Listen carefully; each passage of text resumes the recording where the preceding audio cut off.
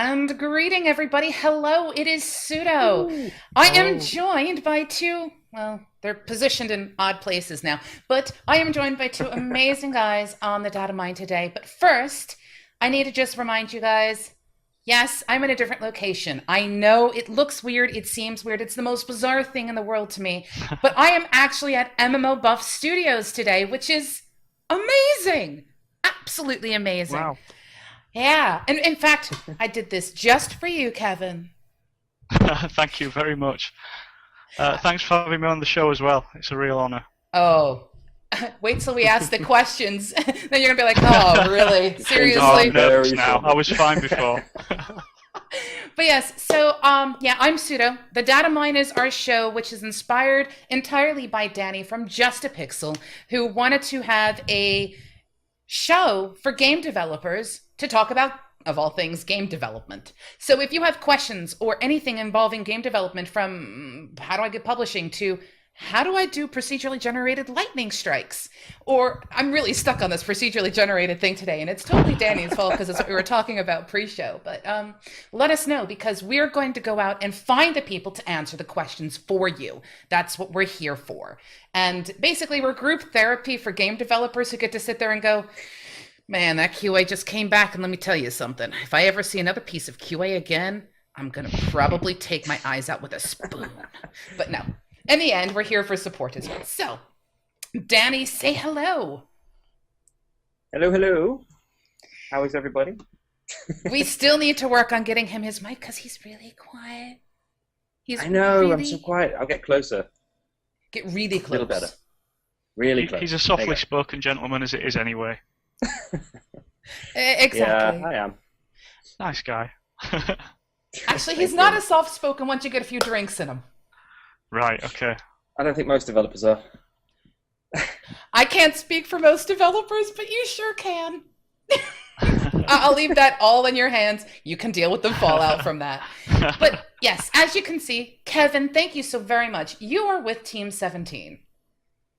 Absolutely, yeah. I'm the creative manager at Team17. I've been at Team17 an incredibly long time. Gosh, it's way over 10 years. I think it's approaching more like 15. Creative manager essentially means that I'm head of the design department. When I first started at Team17, I was in QA, and I've worked my way up through the ranks now to seize the power that I have in my hands today.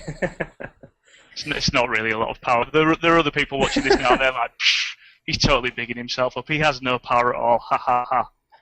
See, now I want to have like this little picture of you with like the sword from Thundercats, and it's like power I'd ho, like- or was that I'm He-Man? picturing I- like more like I'd Highlander like or that picture something. too. See, those of you who are artists, get out there and do this because it's important. Yeah, get mocking up, guys. Please, please.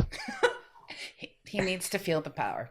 Okay, so I am going to start by asking you a couple of questions, and then we're really going to dig into the things that make Team17. And I want to pick on a couple of questions that have come in from some of our viewers. So let's tackle with the very, very first thing that came in. What is the most impressive independent game that you have played or that's been released so far? What's the one that really sticks out in your brain? This comes from Adverto, by the way. Hey, Adverto. The one that really, gosh, I mean, I hate questions like this because I'm completely put on the spot. It's gonna sound like bull because it's actually something that we're publishing. But I'd say right now I'm really liking Panarium, which I think we've announced it. In fact, I know for a fact that we've announced it. You We better haven't have, announced or the else release this date could be yet. bad. Otherwise, yeah, somebody's We've shafting just the announced knives it. right now. But yeah, we can talk about release dates for that later. I was going to talk about Panarium later as well. It's incredibly cool. It kind of puts me in mind a little bit of Super Meat Boy. It's a simple game, beautiful pixel artwork, really nicely presented. The idea is essentially that I think you're a character called Willy. You're a very unconventional video game character. It reminds me a little bit of like when the first time I saw Braid, and he looks nothing like Mario. That's what the theming for this puts me in mind of. You're a boy called Willy who's been captured by kind of like a demented circus ringleader, and you are playing the Panarium, which is like an old Victorian amusement, but with machine guns and death-defying traps and so on and so forth. The game's really simple. All you do is you kind of like bounce around. It's a 2D platformer. You bounce around a maze, trying to avoid the traps, collecting items and staying alive for as long as possible. But the platforming mechanics are incredibly tight, and it's really, really great fun to play. And it's one of those things, I don't know if you guys have had this before, where you get into a high score battle with someone. One of the other designers, his score right now is like 102. It's almost double my score, and I will not rest until I've topped his score. So it's that really. It completely sounds like marketing spiel to ask me which game stands out, but that's the game that we're publishing it, and I'm playing an awful lot of it right now. So yeah, you say cool indie game, that's absolutely what I'm thinking right now. Okay, well, I will point out that when it comes to internal competitions, there is nothing ever in any way, shape, or form like that in MMO Buff. I would never do something to Misfit to challenge him, or threaten him, or try to get him killed in any way, shape, or form so that I can have a better score than him. It seems like Bit the Dog as well as Gothic Slicer both think that what you have just described sounds amazing, and we will be digging into that in much more detail soon. But now I want to throw a curveball at you. Not really a curveball because I prepped you with the question, but I like to pretend. So we're going to pretend I'm throwing you one. Yes, exactly. All right. You are involved in the game development industry, game publication industry, because you're involved with Team17. You're not a game developer. You're not a coder in any way, shape, or form. So do you feel that some people out there forget the fact that you don't have to have coding experience to get involved in the game development world? And do you also sometimes think that people forget the people whose names don't come with the I use C++ or I paint the pretty pixels? Well, to come back to that question, I actually do code a bit. I'm a little bit proficient in C++. We do use third-party. All right, okay, yeah, forget it. Yeah, I know nothing. I'm not a game developer. Yeah. Well, to come back to your original question, do I think people sometimes fall by the wayside? Well, it entirely depends. I think if you take an indie studio, like Danny, for example, Danny's a good example at Just a Pixel. The smaller the studio, I suppose the less specialized the roles are. You get like 2-man, 3-man indie teams, and they have to be all things to all men. They have to do everything. They have to do the community management, maybe a bit of the marketing, the PR. They have to develop the game as well, which is slightly important detail.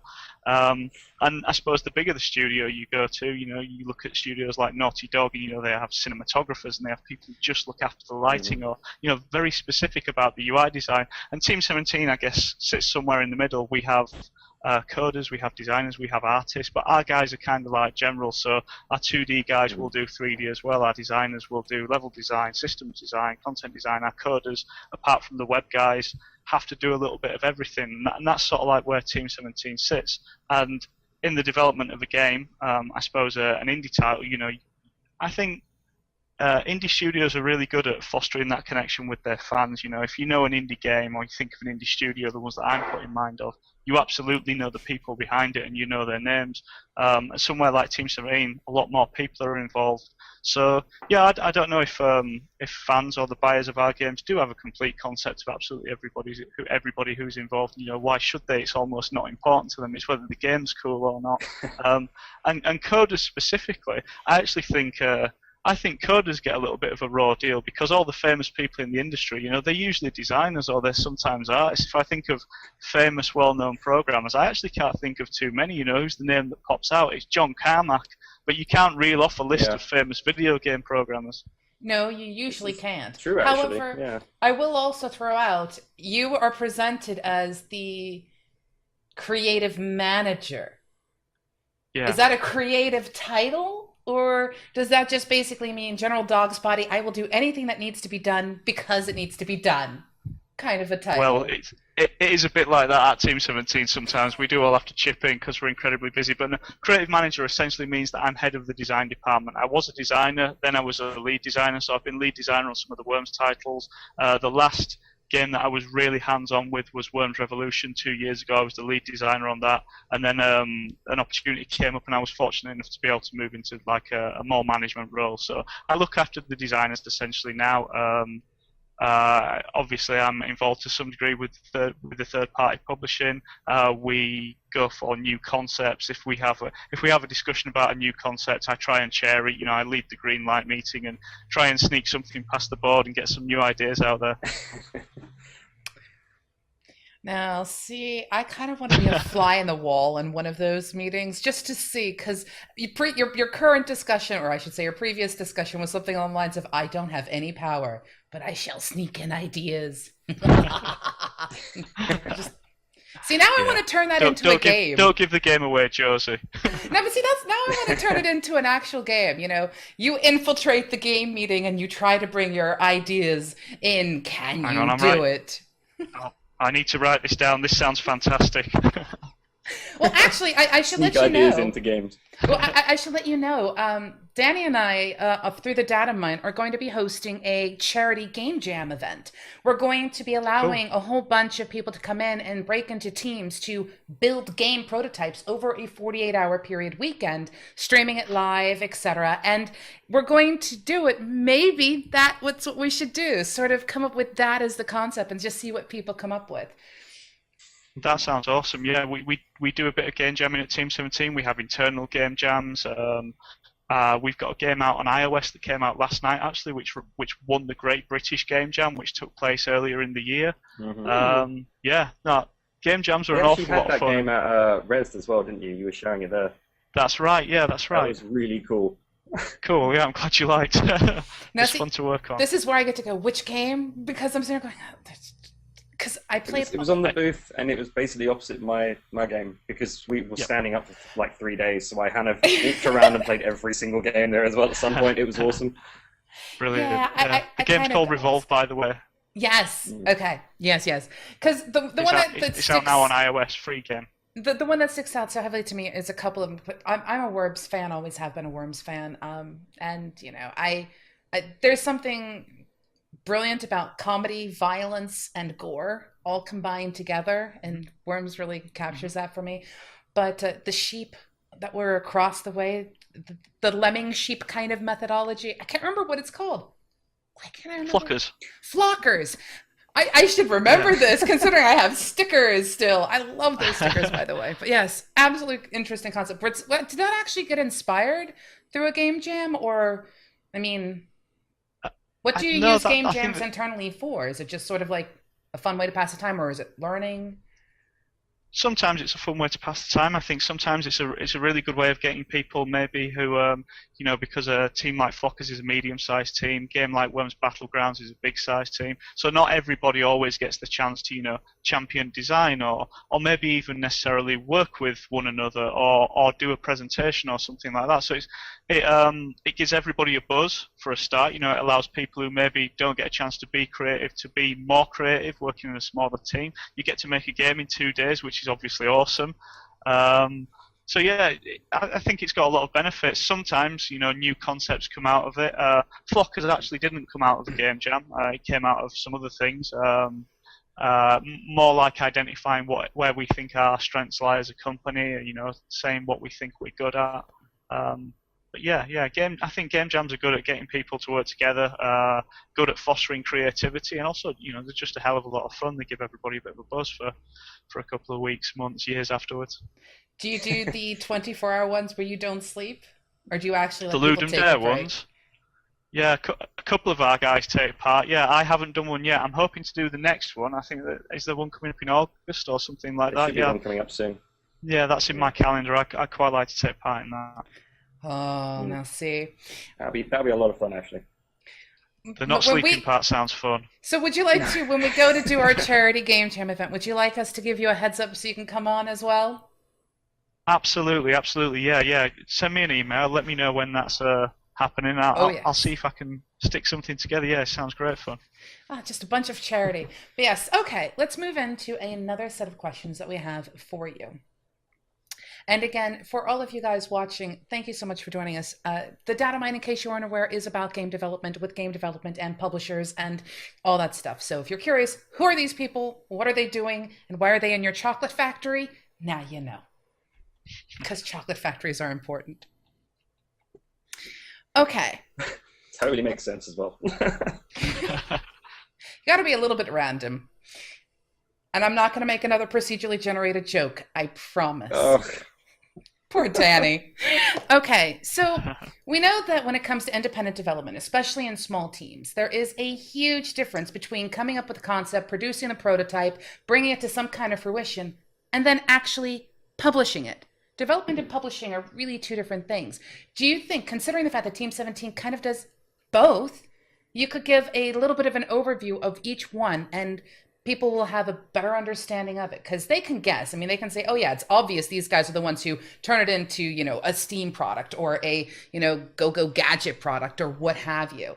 But there is a big difference between what the two sides have to do and what they're responsible for. And if you're a single developer, like Danny is, you'll have to wear all those hats. Unless maybe they approach you. So let's start off with the differences. Absolutely. Well, you're right. I think there is a world of difference really between development and publishing. Publishing is something that we've recently got back into. We did originally publish games like in the late 90s, early 2000s, and we are serious about getting the publishing side of it right. You know, we're so serious that we've just recently opened new offices to handle the publishing side. We're taking on a lot more staff to do the more specialised marketing, PR, and community management roles. But in terms of differences, if I was to list them, you know, there's so much to it. Dev, you know, starts with a concept. You know, getting that concept through green light. You know, getting the people who make the decisions, making sure they're happy. That usually involves. For us, it starts with a document. It starts with a single side of A4 describing what the game is, and very quickly moves into a prototype. And that prototype will be specific to the platform it's on. You know, if it's on console, we'll make sure the prototype runs with a PlayStation pad or an Xbox pad. You know, if it's on tablet, it's no good showing you it on a PC where you have to control it with a mouse. It absolutely has to be prototypes on the tablet.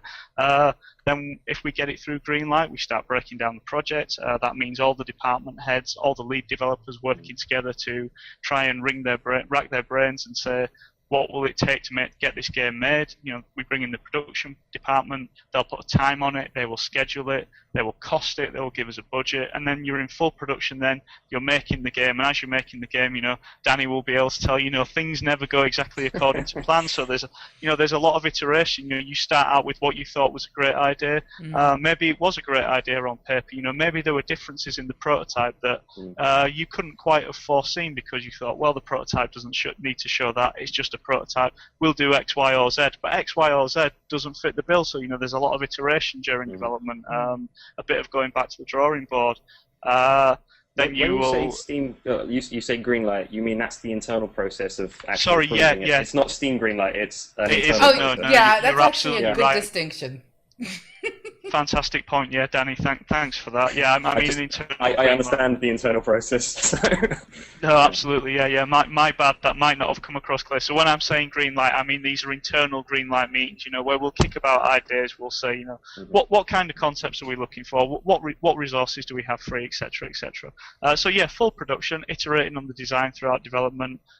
You've got obviously the QA side of things, so we have to make sure that the game doesn't fall over, that it works. Usability testing, so on and so forth. We get kids from local universities and colleges to come in. We'll give them a questionnaire. We'll leave them alone in a room. We'll come back. We'll ask them questions, how they felt about it. You know, were the tutorials clear? Did the controls feel right? Yada yada yada, etc. And then you've got the submission process. So that's actually getting it on the store. Everything that's involved with getting it on the store, documentation, getting the store pages right, doing the community management side of it. So that's dev. Okay, publishing. Hold on 1 second.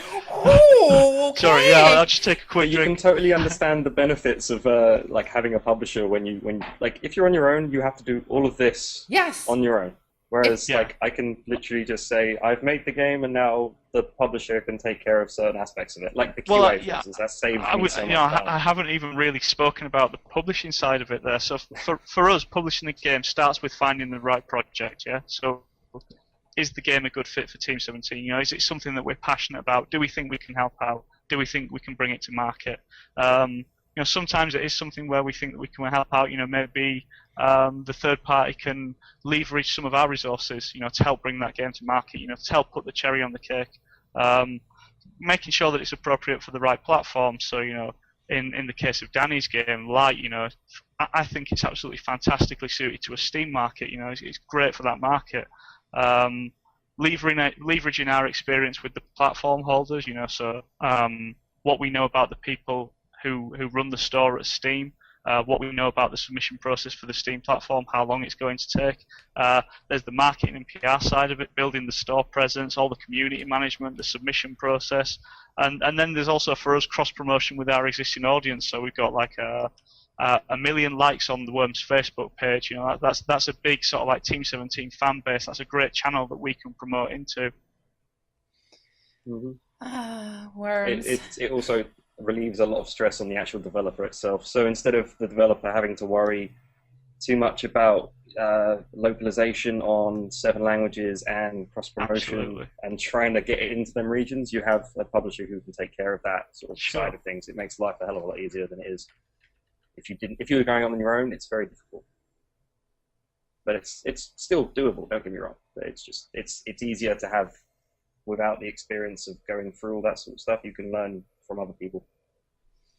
I think you're right. Yeah, there are little things like localization, for example, where, you know, if you just sit down and you think, oh, we'll just make a game, that there's so much more that is involved with it that I think, you know, for an indie, for a third party, can make all the difference. You know, can make all the difference in bringing your game to market and making it a success. Mm. So basically, when it comes to the development and to the publication and production, there's a lot of things that have to be done to bring a game to market. Whether you are building a game that's about a pixel, trying to avoid other pixels and, you know, sub-pixel donuts, poor Danny. You know, if you've got a game like Light, which that is, there's still so much you have to do in order to actually bring it out and about. Now, Team17 focuses on independent developers because you guys are an independent development company, but there's so much more to you than that. So I know for a fact that Danny was like, I got an email from Team17 and they're like, we like what you're doing. How can we help? And he was like, ooh. So do you guys actively seek things? Are you like actively paying attention? Do you wait for people to contact you if they've got a game? I mean, if they have a game, do you want them at idea stage, or do you want them after prototype, or do you want them near completion? What is it that Team17 looks for? We actually do a bit of both. So we do have people looking. We do have people involved with social channels, you know, keeping an eye on what's coming next. I think we actually found Danny's game. Is it right to say, Danny? I think did Mike Bithell retweet you? And I think it was Mike Bithell that kind of I think our MD picked it up and really liked the look of it, and we took things from there. It is a little bit of both. You know, we are actively looking for games, so we will keep an eye on. I don't know, Steam Greenlight maybe, or Kickstarter or something like that. Our MD is very active on social media, so I'm going to plug her Twitter address right now. She's at DJB Teamsters. You'll be able to find her, Debbie Bestwick. So she's also in the chat. Is she right? Heck, I best watch what I say. I'll be careful with what I say. Hi, Debbie. So we are actively looking for things, but we would encourage indies and third parties to come to us as well. The email address is publishing@team17.com. So if you think you've got a great idea, if you've got a great game, a great prototype, please don't hesitate to get in touch. In terms of what they should be coming to us with, it can be a great idea. It can be a pitch. The games that we have all taken on so far, I would say, have all started with fantastic looking working prototypes, something that allows us to see the merit in the game. I think when we first looked at your game, for example, Danny, it was up and running, wasn't it? We could absolutely see what the idea was and what it was about. And I think for all of the games that we've announced so far, that is the case. So I wouldn't want to discourage anybody. You know, if you haven't got a working prototype, you know, please don't let that stop you from dropping us a line. But if you do, it's going to help because it helps sell the idea to us. Mm-hmm. Well, you guys have a limited amount of time and a limited amount of resources, and that's something that people should probably keep in mind. I mean, don't expect to send an idea and go, I have the latest idea, and I am the ideas man, and I am not going to do anything but give you the idea. That's kind of unfair to you guys, I think. You know, I don't think there's any such thing as a games person, like, sorry, an ideas guy. You know, the cliche of I'm just an ideas guy. I mean, okay. There are, no, it doesn't happen. You know, maybe in bigger companies, like huge ones, but I think in traditional senses, it's someone who's making the game. Yeah. No, see, everybody wants to be that guy, though. Everybody wants. Everybody who's standing like outside of games. Yeah. Yeah. How many shows have you been to where somebody comes up to you and goes, "I've got this fantastic idea," and they think the idea is worth a fortune, and it's got a lot of value. It absolutely helps. I'm not saying that ideas aren't important; they absolutely are. But it helps massively if you can showcase your idea, if you can demonstrate it. I'm pretty sure that I've heard a lot start with let's make an MMO, and then it just like shuts down straight away. I don't think people understand the truth behind just how big MMOs really are. And if you're looking to do it in an independent manner, I take my hat off to you. It is incredibly complicated just to get the systems running, not even talking about the networking and then the load balancing that needs to go with it. And that's just one side, like you were talking about. And that's just development. The netcode. Netcode. We will have to do a show on netcode someday, and I have a feeling that poor Danny will like cry because he's like, netcode is scary. Okay, so I was going to say, here at MMOBuff, we do actually have an ideas guy for games, and that's one of our moderators, Dr. Marshmallows. He's like, I have ideas. I am the idea man. I can't code, but I've got ideas. And all that stuff. But yes, I do want to also take a moment and give a very special thanks to All-Star MMO as well as Dr. Marshmallows. All-Star MMO is one of our writers on MMOBuff who looks at games, reviews them, brings critiques and things like that. He's volunteered to handle moderation today. And Dr. Marshmallows is one of my hosts from our SCG, TCG, CCG show, which we cover all kinds of card games. So to both of you, thank you so very much. And also to you watching, you guys are doing brilliant. I haven't seen very many messages deleted. Please don't start now. But I appreciate the community development attitude that we've got going. So yay for the support. Hi, guys. Okay, so let's move into some questions and some other things that are kind of exciting. I'm going to rip some questions from people. Since you both are programmers, and this is another one from Edverdo, what's your favorite programming language? And I'm going to have to give you, Kevin, the question I gave Danny the very first show we did. So first, what is your favorite? Question. It is, but don't reveal it. First off, what's your favorite programming language? Oh, gosh. Basic. Are we talking old school basic here? Yeah, basic. I don't know, basic on the Amiga or basic on the 128 Spectrum, you know, those were those creative days, you know, you could turn stuff around so quickly. But yeah, I know a little bit of programming. I'm absolutely not a programmer. I've got a bit of a grounding in C++, but yeah, I don't sit and write code all day in, day out. I maybe get involved in the prototyping side of things, but yeah. It's not a good question for me, Josie, sorry. No worries. Danny, what's your favorite programming language? C#. Always C#. And of course, I'm going to have to totally like go crazy and just say Ruby on Rails. Ruby's game development? No, they just said programming language. They didn't say for what type of programming. You got me. Now, I have to throw this wonderful question at you. I asked this of Danny, and now I ask you. If you could program your favorite meal in any language, what language would you pick? Danny, what was your answer? Something like C# cookies or something. Yeah, so he could have C# cookies. Whereas we had other people from the chat who were like, I'd much rather do it in Visual Basic. It's not that pretty, or it's something like it's easy to do, but at least it's pretty. We had some other people say that they want to do C++. It was one of the other languages because they're like, you know, I can just Batch. It's so weird, Batch, because I can do it once and it'll get it just keeps repeating or something. Exactly. Oh, it's just so cheesy. It's a brilliant question. It makes you think outside the box. Yeah, JavaScript meatballs. I've got no idea why, but we'll just go with it, yeah? We'll go with that. I will also throw out that Adverta, who asked the question, says that they'd cook in Lua if they could. Although you'd have problems with loops. You'd have problems with loops if you wanted to do it in Lua. Yeah, so spaghetti hoops are out then, yeah? It's so bad. Did you see what I did there? I love that. That is great. Oh, wow. So we're moving on from that one. Oh, that was crazy. Okay.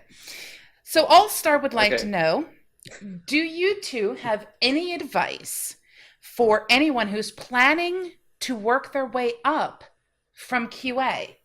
Now, before I let you answer this question, I had Danny and Roberta on one of our Monday shows where we were talking about the difference between indie and AAA development and the difficulties that can be. And one of the things Roberta mentioned was people tend to get stuck in QA in AAA game development companies. It's not always the case, but they tend to hit that moment. It's like, now how do I get out of QA?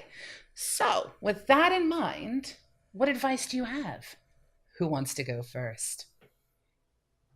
I've never been in QA, so I wouldn't know where to start. I know you started in QA, didn't you, Kevin? Oh no! I think his stream may have died. He does look a little pensive. As ends up happening on live shows, we will wait till he comes back. We will keep our fingers crossed. But yes, we will keep adding things, and we're going to take just a small, tiny little BRB break. Use this to go forth and grab yourself something to drink if you'd like. I think we're going to run a little late today, mainly because, one, we did start late because the worm's getting into the interweb tubes, and two, we have some amazing questions that we want to make certain are answered, and there are some amazing things that Team 17 are doing that we want to make certain we give them time to reveal to people.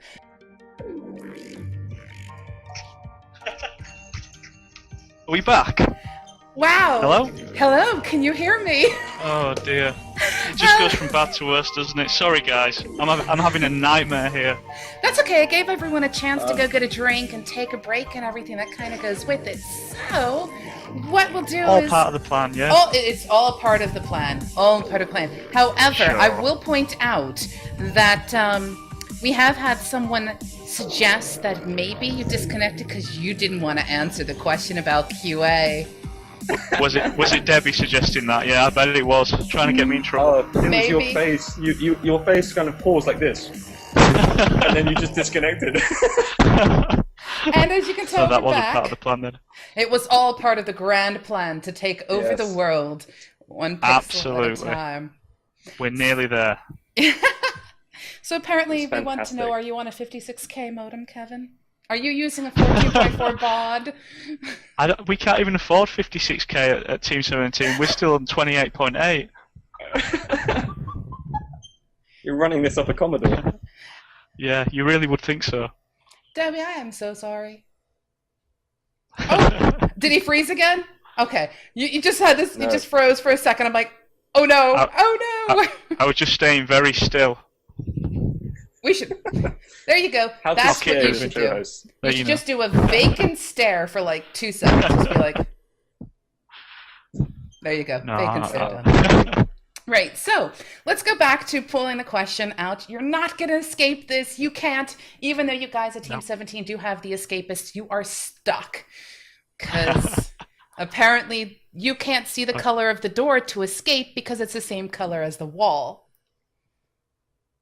So when it comes to QA, what do you recommend? That was such a horrible bug. I'm totally picking on poor Danny. What? Sorry, what was the question? It's about when getting out of QA. Going from, Right, okay, so, sorry, this is the question before everything went pear-shaped, wasn't it? About how to get out of... Yeah, of course. Yeah. Well, I think, first of all, just start with being really good at QA. You know, we've hired out of QA at Team 17 quite often. The guys that we've hired out of QA, you know, have been really dedicated at QA. You know, they've first and foremost been really good in QA, really good at their jobs. But I suppose it depends what kind of role you're looking at going into, and if you've got a specific role in mind, you need to show an aptitude for that role, need to demonstrate a skill in that role. If you're wanting to become a designer, I'd say learn a skill. Learn a skill or learn a package. Learn a package like Unity.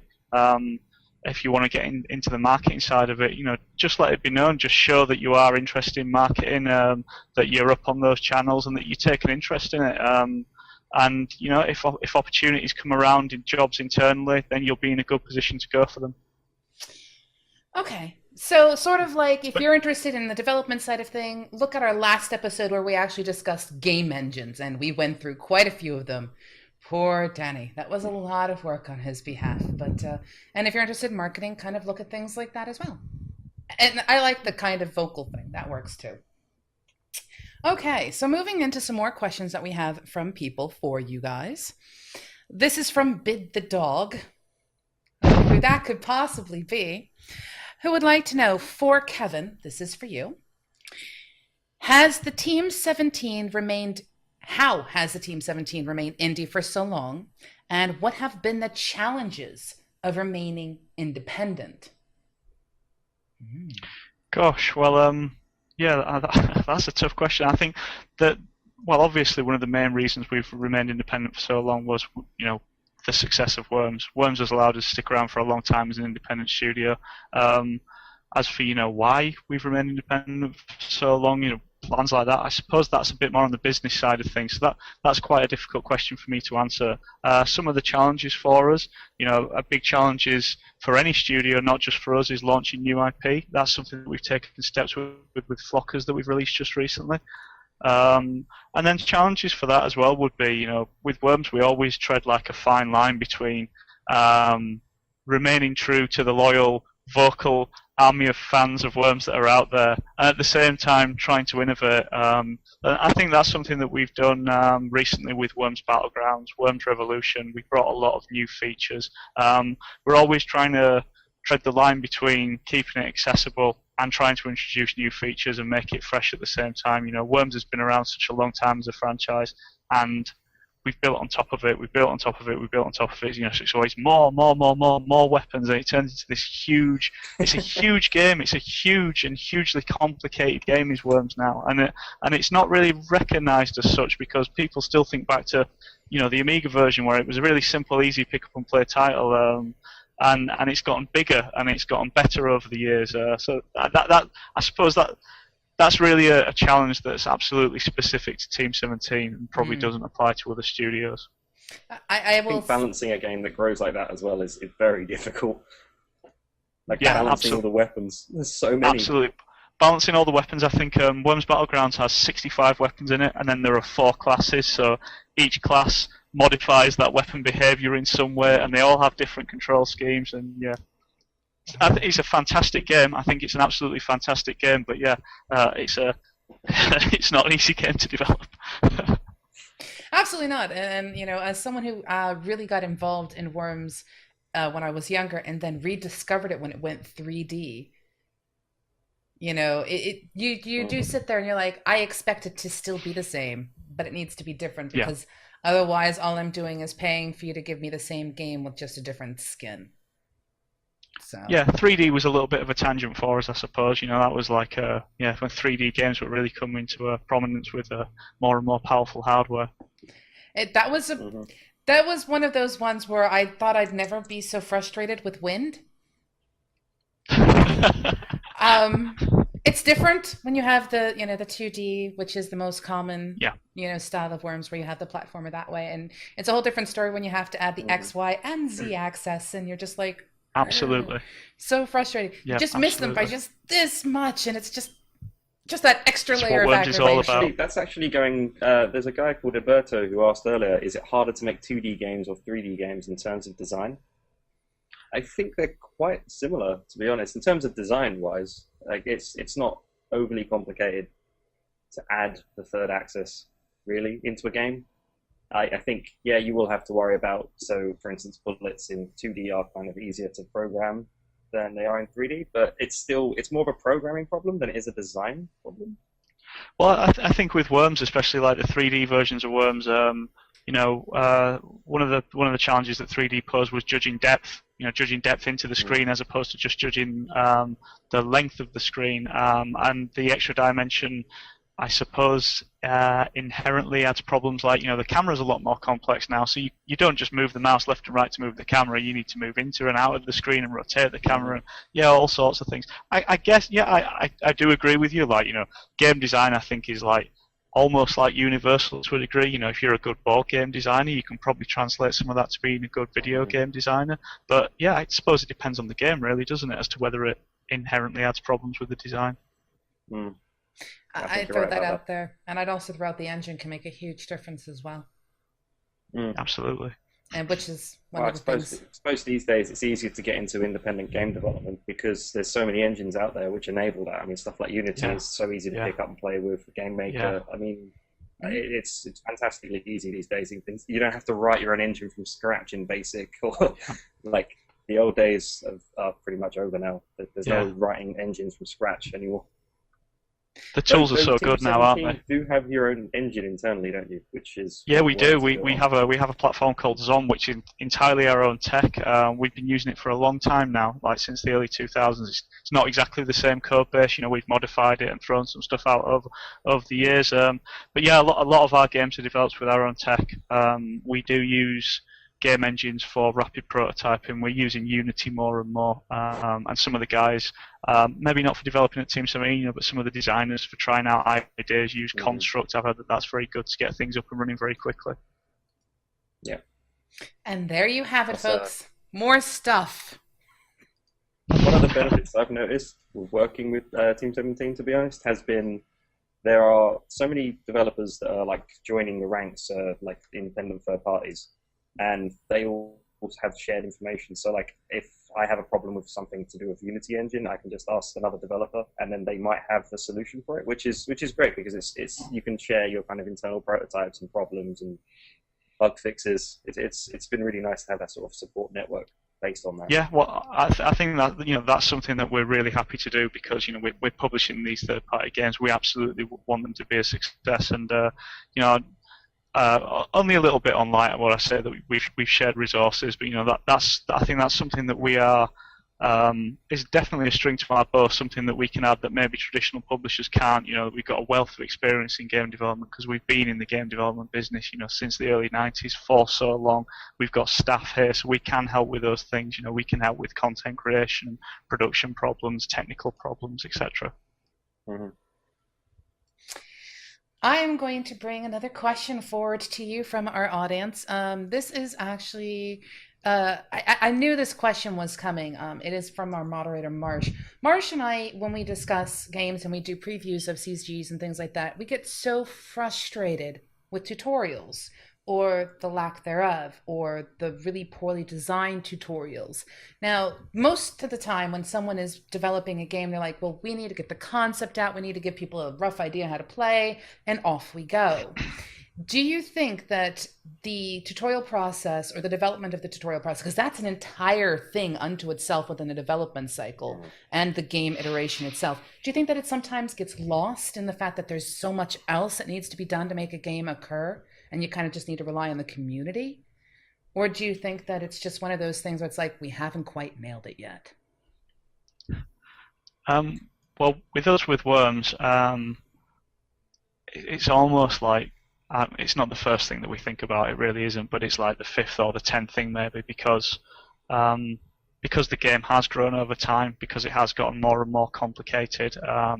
If I even think back to the Worms 4 Mayhem, for example, which we re-released that a couple of years ago. It was the second of the 3D Worms games. Almost the entire project, that was my job, was designing and scripting and programming the tutorials, because it is so important to Worms. It's such a fundamental part of Worms, is explaining that you've got this little guy and he can walk left and right, and he's got 2 types of jump, and he's got 65 different weapons, and all the weapons control in different ways, and you thought you understood how that worked. Here's the wind, look, the wind is blowing it off course, and this massive tree of possibilities. So for Worms it's really, really important, and for well, for any game, I think it's really important that you communicate how the game plays.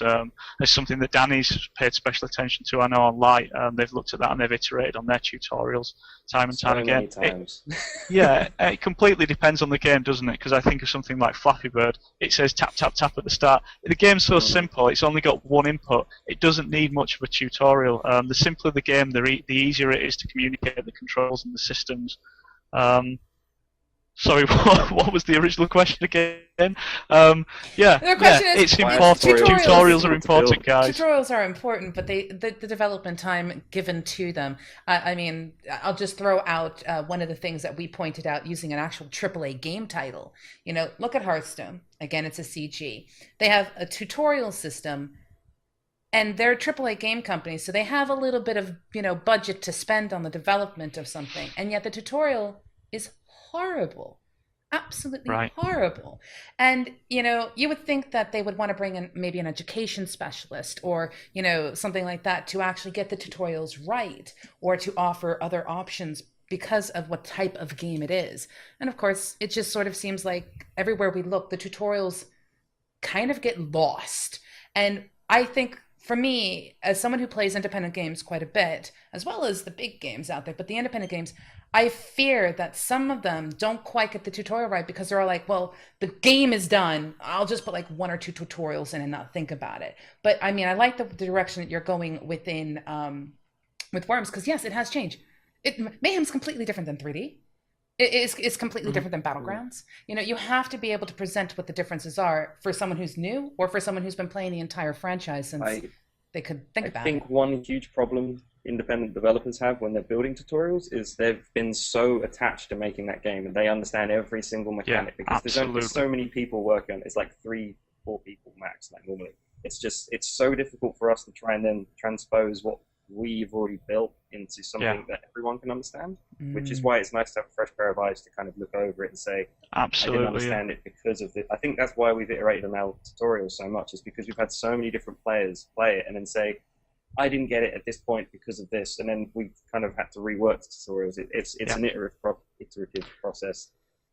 I mean, working on the game, like because you're so close to the game, you know, any developer, you're always the worst judge of how difficult your game is or how difficult to understand your game is. And tutorials are so important now as well, because there's so much media out there. You know, there's so many things fighting for your attention that tutorials don't only have to explain how the game works and the game systems work and the controls work. They've got to grab your attention as well. They've got to be an advert for the game. You know, you've got to sell the game to the player in the shortest amount of time possible, because you know there's 100 other games out there, 100 other things as well as games fighting for their attention and their time. Right. So there's a little bit of tutorials. This is just something that Marsh apparently wanted answered, and I agree, because honestly, I think when you do game development, if you neglect one part of a game, it can literally make or break you. It makes a difference whether you are a big powerhouse or a little dude who has cats in his house. A bad tutorial can really put you off. Oh my gosh, yes. A frustrating one can really, really put you off. So we move into some more questions for you. How far along, and this I think goes back to when we were talking about what Team17 is looking for when someone wants to approach Team17 for help in publishing, development, or what have you. How far along does the prototype need to be? I'm still in the process of building levels, but I've spent quite a while on the game mechanics. There's no real game there yet, if you know what I mean. What would you expect from a prototype if someone were to say, I've got the mechanics, I've got this down, now what? Well, in the industry, we often talk about this concept of a vertical slice, which is, you know, a very short segment of the game that demonstrates everything that the game purports to be. And, you know, it's a little bit unfair, really, because it's almost like saying, make the entire game, make it look as good as you possibly can, show it to us, and if we think it's good enough, then we'll take it on. I think Team17, you know, we've got a little bit more experience, so I think that we understand, you know, that, you know, because we've got the developer background, that things, you know, just necessarily doesn't work like that for all games. You know, it's too much of an ask to say to somebody, bring us your game, it better be finished, and we'll only judge it as if it's a finished project. That's not how we do it. But if the person who's saying that has a collection of mechanics, what I would say is that we would like a level or some demonstration of how those mechanics interact with one another to make a fun game. So we're not, we wouldn't expect to see a finished game. We wouldn't expect to see oodles and oodles of content. What we're really after is something that demonstrates that the game is fun and demonstrates the concepts of the game. Yeah. Which is an absolutely brilliant question. Which actually leads into... Go ahead, Danny. There's a great question that was just asked by... I was just about to ask AJ Dalala. From Dalala, the guys behind Overruled, I believe. Absolutely, yeah. They chose to work with Team17 because of their belief into making franchises and brands, not just one-shot products. What do you think goes into making something what do you think goes into making something a brand, especially from the perspective of a small independent studio? So how do you build a brand? Well, I guess to take it right back to the start, maybe I'd say it starts with the presentation. It's got to start with the presentation. Even something as simple as the logo, and then nowadays, as we talked about with there being so much content out there, the store presence has got to be good. It's literally got to jump off the page, and a lot of the time, even if you look at things like Facebook or the App Store, for example, those things that maybe as an indie developer you think aren't so important to making a great game, or maybe a little bit inconsequential. We've spoken to guys who say quite rightly that the first experience that you have of an app, to take an app on the App Store, for example, is just the title and the icon. So the icon has to really leap off the page. It's not that there are certain rules, but it's something that you can't overlook, and it's something that that has to be really, really important. Something that you have to treat seriously. So that's absolutely the first step. That's getting the buyer's attention, and then I guess it's with the game, and possibly something that I think I said this earlier, that indies do so well is engagement with the community. Listening to the community, taking on board feedback and criticism, and working on it, and being seen to be working on it, and iterating and improving your game. That's absolutely, we were fortunate enough with Worms to have that. We had a big engaged community, with a ton of ideas and suggestions for where we take it next, and improvements going forwards. There's no real easy answer to that question, because it's so many things. You're not going to build a brand if the game's no good. The game's got to be fantastic. So yeah, lots of things. Great PR, great community engagement, and it's got to be a great game. Absolutely. And I want to throw out there, we at MMOBuff have a show on Tuesdays called The Campfire, which is all about building strong gaming communities. And one of the biggest complaints that we get from gamers is lack of communication from the developers. Now, you can't expect a developer to answer your specific question individually, but if you have a game developer who doesn't even acknowledge that they've got a fan base, and there are some out there like that, you have to wonder what the heck they're doing.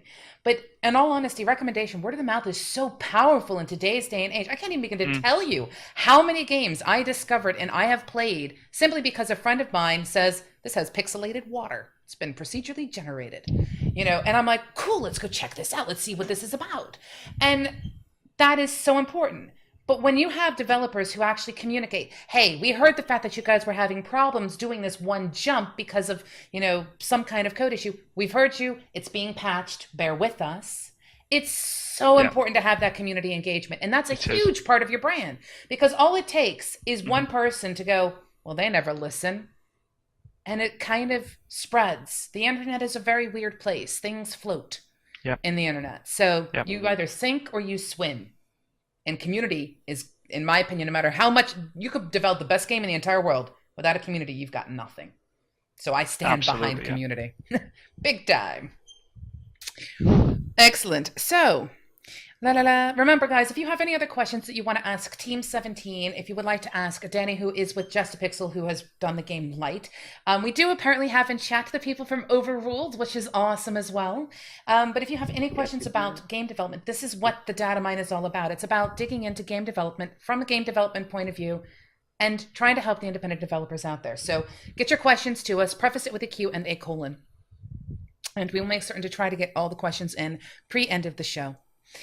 Right, so I'm going to now pull away from the audience questions, and I am going to dig into you. which just sounds really weird, but we're Datamine. Our pickaxe is our brand.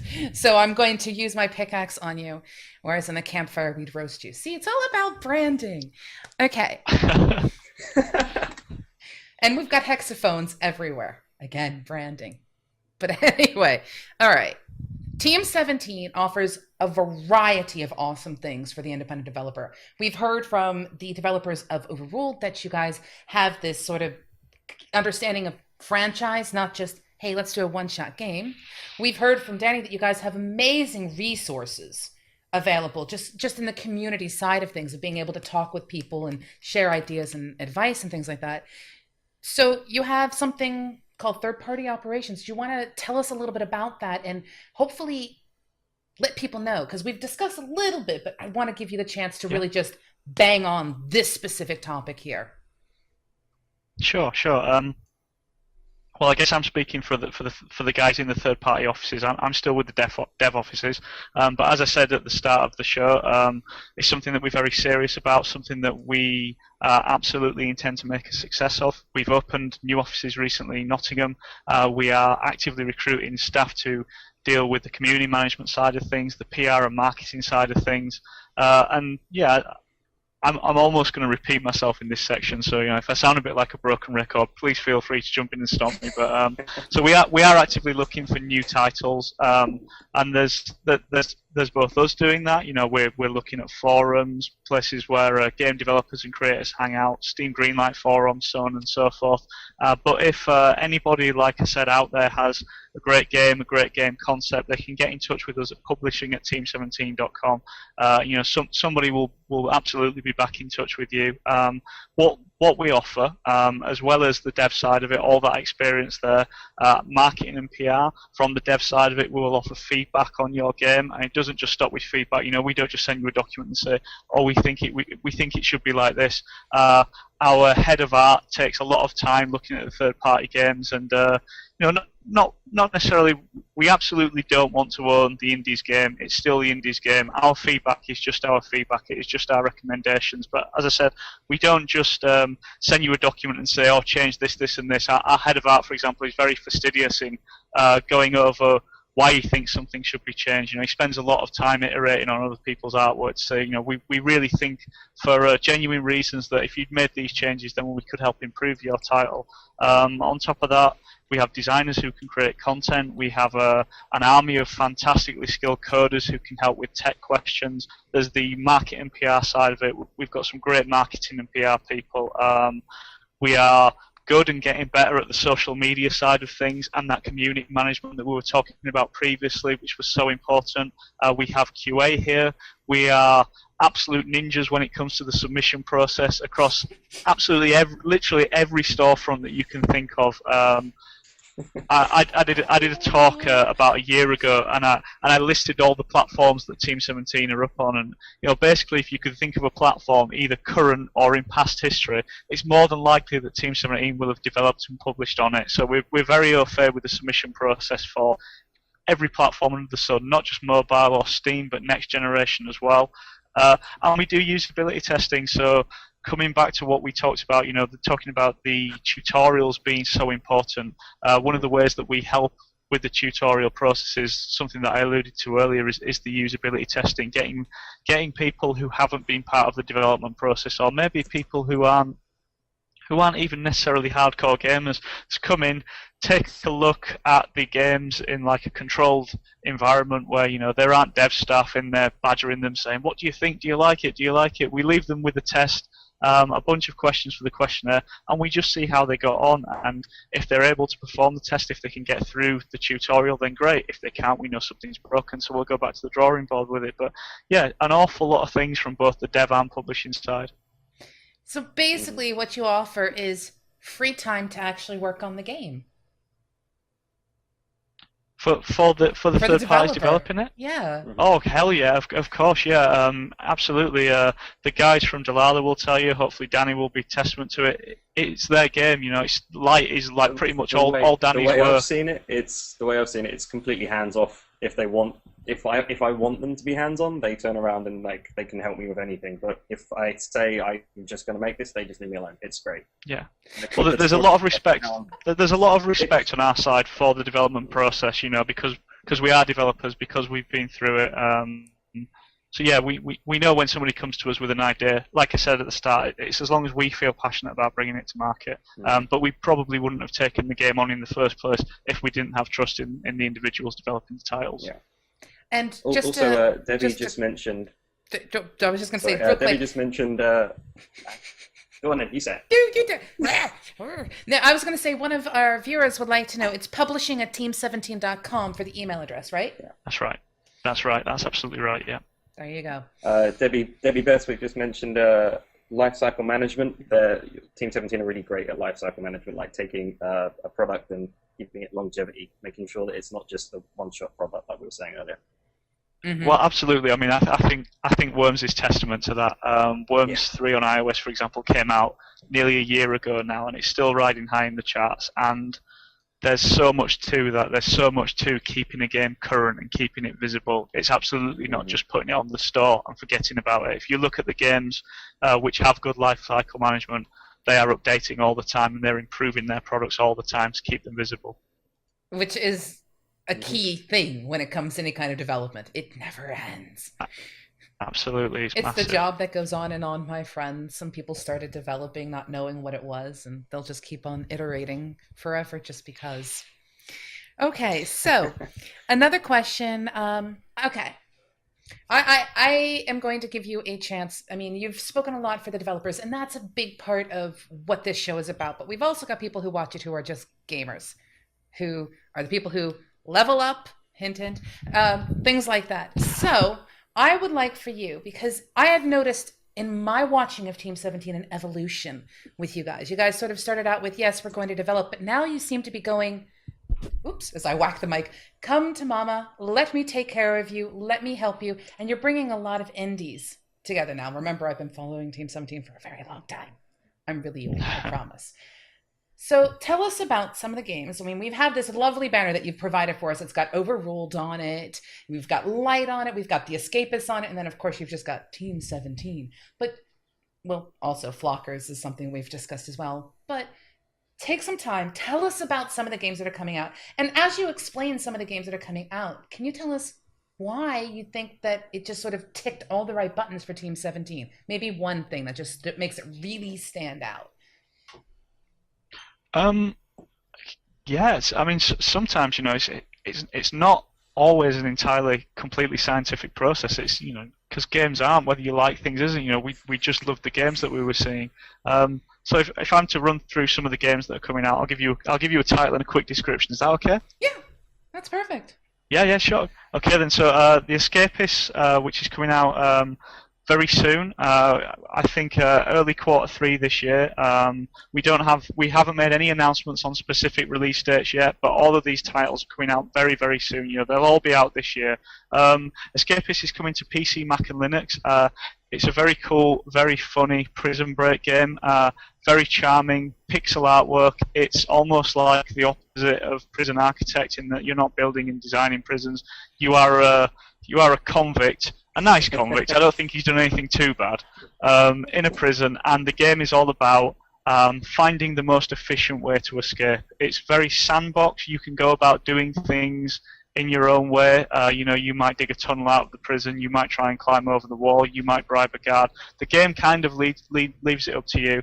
And the idea is that you find the most efficient way of escaping. You find the tools to put your plan into action. And it's almost like the puzzle of trying to escape from prison and then putting your escape plan into effect. And we play it a lot. Literally made by one guy, yeah. Chris at Multi-Tooth Studios. It's a very cool game, and we find it so amusing that a lot of the time we're playing it and we forget that we're even trying to escape from prison, and we just end up doing something else entirely, like crafting something or bribing a guard or running an errand or working out in the gym, which is just ridiculous that you're a little pixelated guy pushing weights, but you enjoy doing it, and you kind of like just get lost in the world. Obviously, something that Danny, I hope, has plugged and talked about on this show. We've got Light, which is coming to... Never mentioned it, right? This one. I'm going to be sitting here plugging my own game.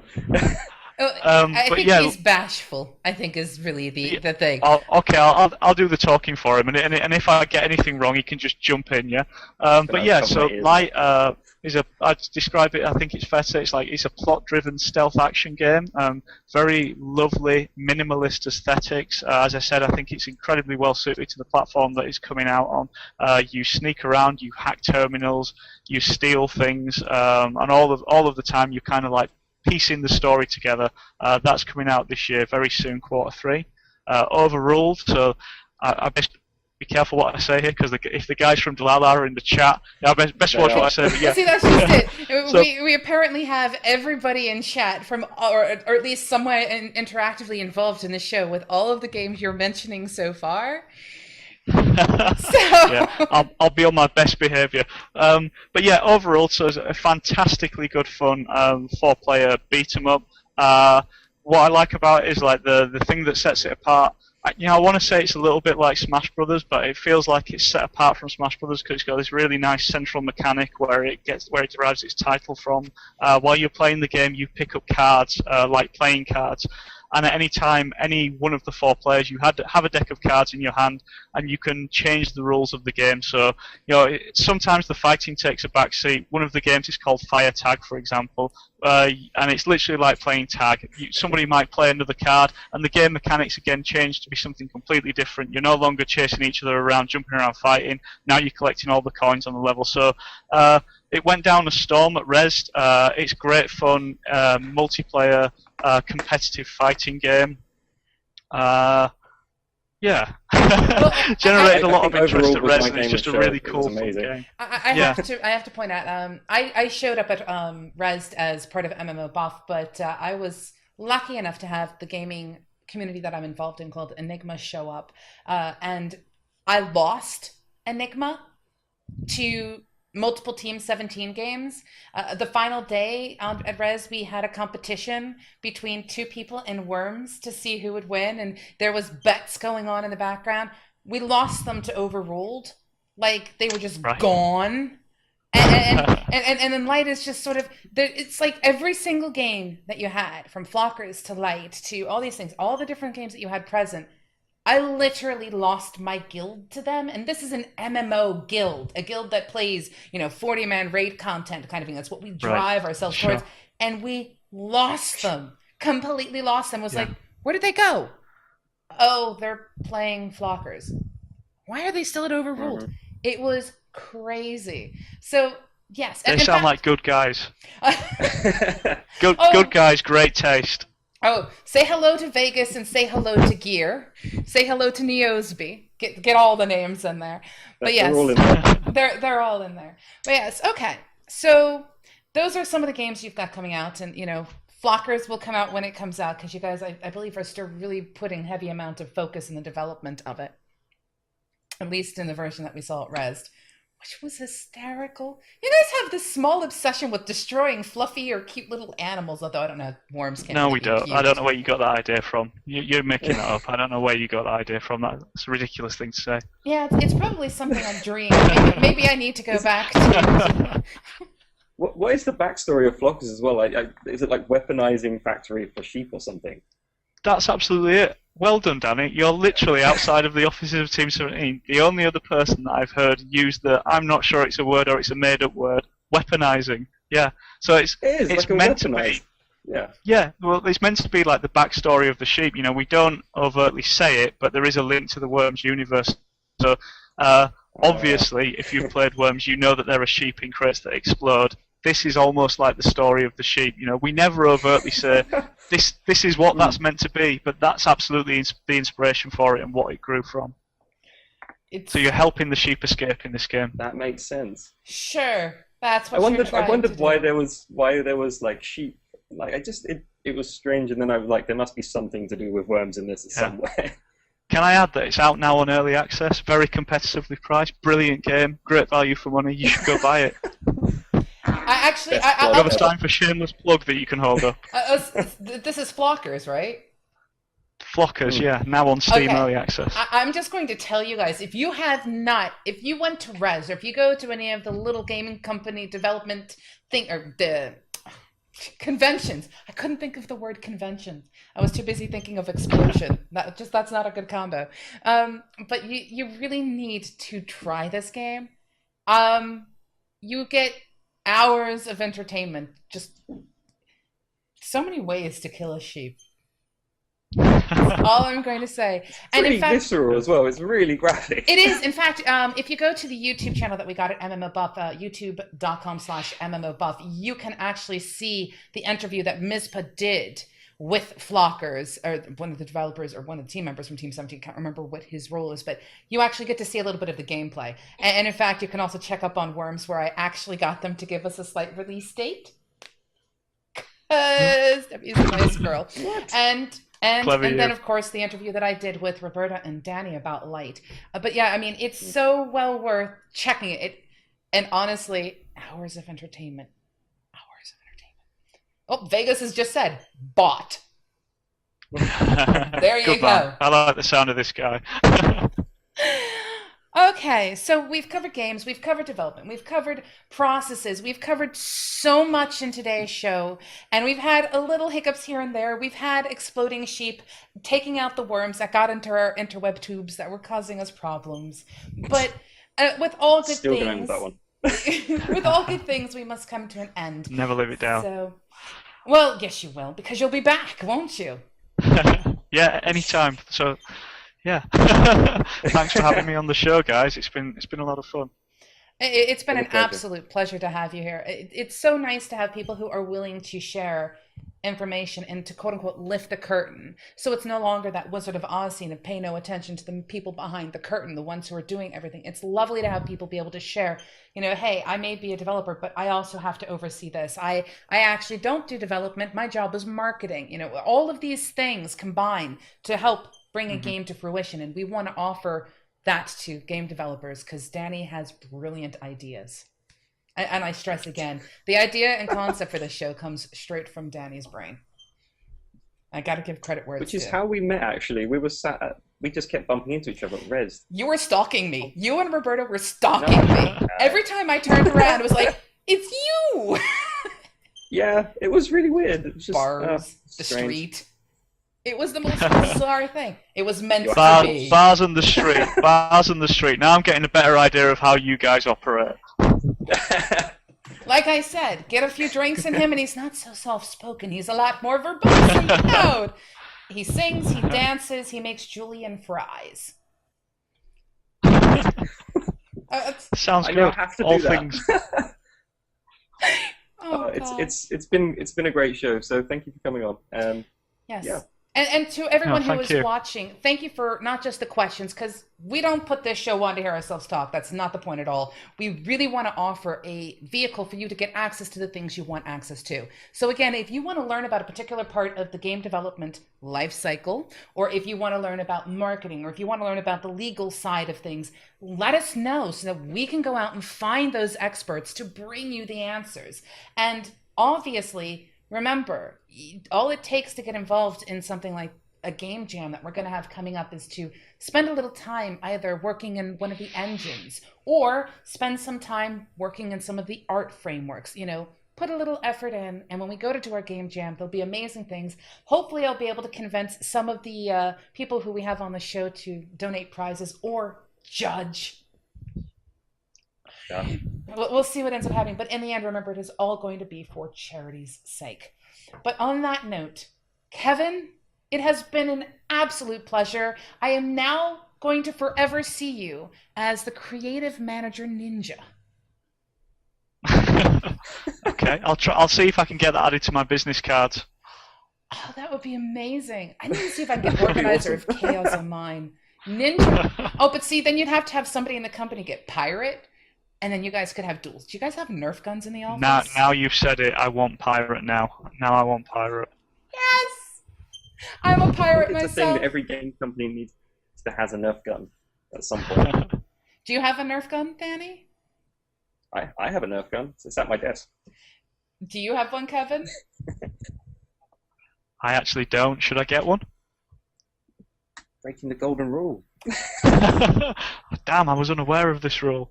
We've actually had a community manager for Motiga Games named Aether Troy. He was in the office doing a campfire show with us, and one of his coworkers came up behind him and put a Nerf gun right to his head and held him hostage during the show. So, in my opinion, everybody in the game industry needs Nerf guns. Oh. Plug for Nerf. I'm sorry that no hostages were taken in this show. I didn't know that's what it took to make a successful Twitch stream. But the worms it can be arranged next time. Everything. You were totally held at ransom by the worms, but that's okay. I was. And Danny, as always, an absolute pleasure. And we really need to sort out your mic.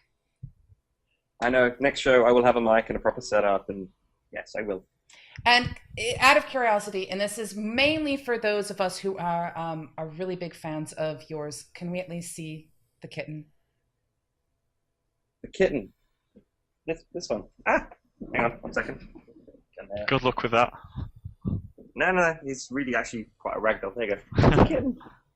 And there That's you go. An awesome he's cat. Actually going in a couple of weeks, so yeah, goodbye. Aww. Anyway. But yes, so thank you again. Absolute hearts to you, and a brief run-up of the things that are coming up on MMO Buff for everybody else. So, as you know, Datamine occurred today. This is the only show we have at 1 p.m. UK time. All our other shows are at 8 p.m. UK time because that's apparently how we do things here at MMO Buff. So tomorrow night at 8 p.m., we have our Wildstar show.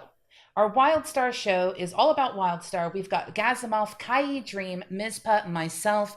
And if all the stars align and the Chua stay out of our intertubes, because apparently our intertubes keep getting infiltrated by infestations of tiny creatures, we'll have Intertubes. Intertubes, yes. We will have... Word of the show. We will have... and weaponizing as well. Well, you have to weaponize the intertubes. Weaponized intertubes. There you go. But if all goes according to plan, we're going to have Onlith, who is the EU English community manager for Wildstar, and potentially some other people. Keep in mind that show might start a little bit later because Wildstar has its own show going on, and we don't want to interrupt them, and at the same time, we don't want to stop bringing you the awesome stuff that we do. So do that. Remember also Saturday, you're going to learn about Dr. Marshmallows and teapots as we look at innovation of UI design. Yeah, notice some of these things that we cover, but UI design, as well as just gameplay mechanic, period, for Battle for Gia, which is an online TCG. And also remember, if you would like to get involved, you can get 25 free ingots. Just go, set up an account, click Acquire Ingots, and type in the code MMOBuff-Top Draw. But that is our Saturday show at 8 p.m. Dr. Marshmallows and I bend space and time to make that show happen because Dr. Marsh is in Australia. And I'm an American in the United Kingdom. And we have to do crazy things to get that show out. So it's really funny. Well worth a watch if you would like. Monday, Ms. Pa and I are back to debate topics that impact MMOs. For example, last week, or I should say this week, we talked about the FTP transition. Very complicated, very fun, but at the same time, full of a lot of outcomes that can really impact the player. Tuesday, we have The Campfire, which is our community-based show with Real Blank Space and Screenager. So Real Blank Space from the Viking Nation, Screenager from Afterlife Gaming, and myself as we talk all things community. We may or may not have a guest this week. We're working on that. And then Wednesday is the Blizzard Forecast with Parv from Yogscast. See, we have so many shows. I am so sorry. We have Parv from Yogscast. We have Hearth Trollden, who is a mad bomber. He is hysterical, one of the Hearthstone streamers. We have Mizpa. We have myself, Dr. Marshmallows, and Real Blank Space, all over the Blizzard IP. And then next week, Thursday this time, we bring back the Datamine because we don't have enough going on. So a couple of things. Make certain that you're following us. Make certain you follow Team as well, Team17. And honestly, if you have questions, bring them. You can send it to us, hit them up, because they've got a variety. They're good at responding. So, that's kind of one of the key things. Community engagement, you know what I mean? But yes, Absolutely. if you have questions, ask them. And if you have anything you want us to cover, voice at MMOBuff.TV, or send us a tweet, or send us a message on our YouTube or our Facebook page or our Nook page. Have at it. We're listening. And on that note, I say thank you for your patience as I do my call to action of doom. I will state people will want to start paying attention to the quick bites, because lots of little Easter eggs are showing up, and apparently Easter eggs show up when competitions arrive. That's all I'm going to say. And you guys get first access to it. Yes. On that note, Kevin, Danny, hearts. See you later. Hearts Thank from you. A distance. I want to go back to work now. See, he does this show to avoid doing work. No, I do it during my lunch break. Okay. Right. And on that note... Cheers, guys. And on that note, we say goodbye to you out in the intertube world. Toodle pip. Intertube. Greetings, everyone. Thanks for watching episode 4 of the Datamine, where we had our special guest, Kevin Carthew from Team17, the creative manager there, join us as we discussed all of the offerings that Team17 has, as well as digged into a lot of topics ranging in game development, from what is the production team, what is a publication team, and why is there more going on in that cookie jar than you can imagine. If you like what you've seen, click like, share, subscribe. If you'd like to watch the previous episode, click the bobbly heads above where we were discussing game engines. And of course, if you have any comments or topics that you really want us to dig into, leave us a comment below. We want to go out and find those answers for you. Speak with you soon. Toodle pip.